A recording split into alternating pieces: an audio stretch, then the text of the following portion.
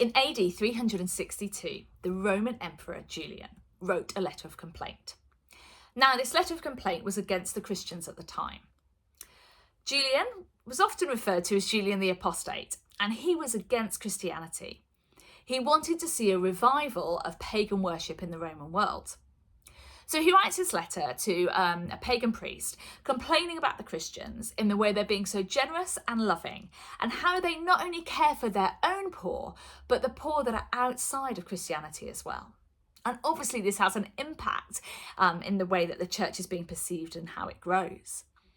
And Emperor Julian was quite cross by this and quite frustrated by this. And although he didn't worship Christ, he couldn't deny the actions of the church. This isn't the only time that happened. We see 100 years earlier in AD 250, the bishop Dionysius of Alexandria wrote about the plague that caught the world at the time, and how when everyone was fleeing, it was the Christians that stayed, the Christians that nursed the sick and the dying, some of them catching the awful disease themselves. These were witnesses to the love and self-sacrifice of the church. And as we look at our passage today, I'm reminded of those stories, because actually Peter is urging us to live a life that will be a witness. We're in today 1 Peter 2 verses 11 to 17, and you might want to stop the video here and just read that for yourselves. But what Peter is writing to is a context where Christians were a little bit misunderstood.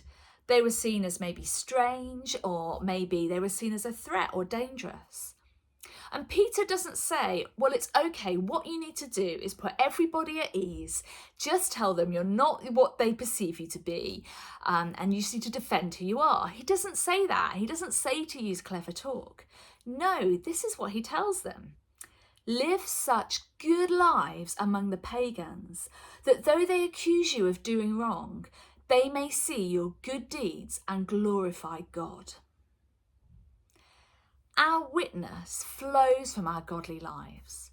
Peter tells them that they are like foreigners or exiles living in the land and under the Roman Empire, because ultimately they may be citizens of that land, but really their citizenship is in God's kingdom. They live in the world, but they belong to Christ. And this belonging to Christ should shape their behaviour. And as their behaviour is shaped, that will be their witness.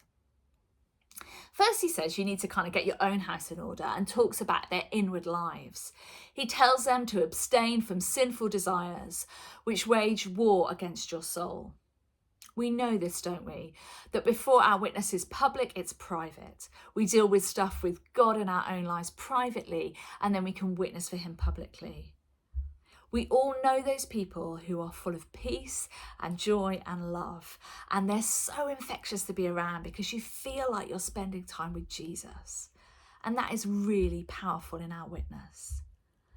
But then he goes on from there and says how we should live our outward lives. He says, submit yourselves for the Lord's sake to every human authority. Surprising, isn't it? Submit yourselves to every human authority. Now remember, Rome wasn't exactly a Christian government. Believers were called to be respectful and to be law-abiding citizens, because their conduct was not about politics, but about serving Jesus. In verse 15, he says, by doing good, you should silence the ignorant talk of foolish people. Peter's not saying go on and win every debate. He says do good, because goodness people cannot refute. If we're consistently honest, we refuse to retaliate when people try to push our buttons, we're practical in our generosity, we're respectful in our speech. Over time, this becomes evidence to Christ in our lives.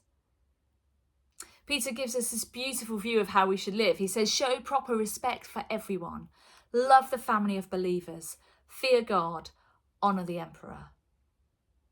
Respect everyone, love the church and your fellow believers around you. Fear God, show respect for God, and honour authority.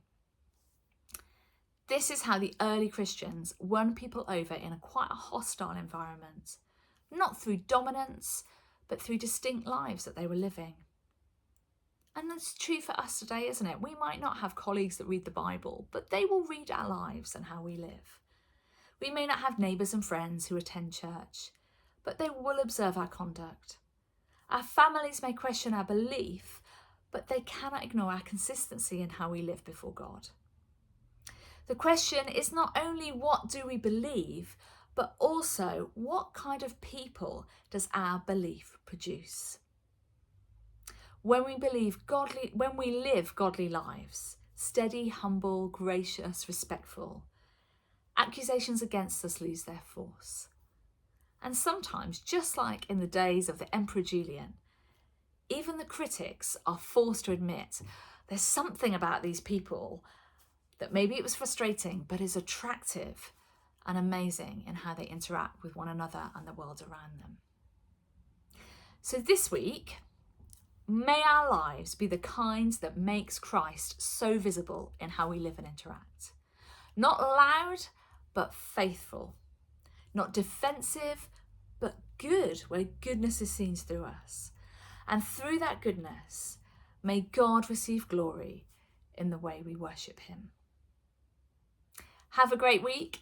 If you want to find out more about God and the faith that we believe in, then come and join us. We meet every Sunday, 9 a.m. at St. John's and 10:30 at Christ Church. You would always be welcome.